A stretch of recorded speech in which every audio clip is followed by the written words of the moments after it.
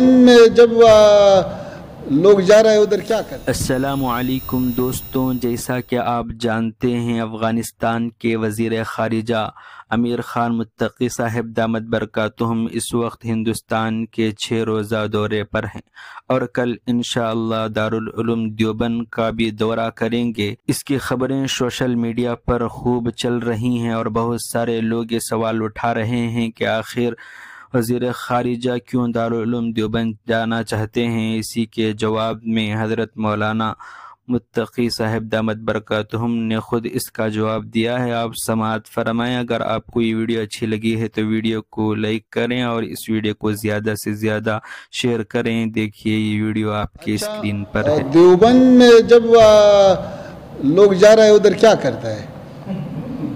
मुलाकात करता है, नमाज पढ़ता है, असातिज़ा से मिलता है और तालिब इल्म से मिलता है। देवबंद तो इस्लामी उलूम का एक बहुत बड़ा मरकज़ है, तारीख़ी मरकज़ है।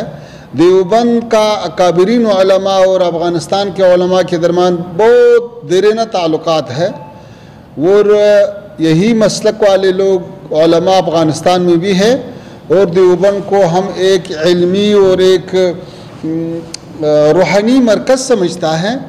तो हम ये चाहता है कि वहाँ पे असातिज़ा और तलबा के साथ मुलाकात हो जाए और ये जो देरीना ताल्लुक़ात है वो फिर ताज़ा हो जाए और आना जाना शुरू हो जाए।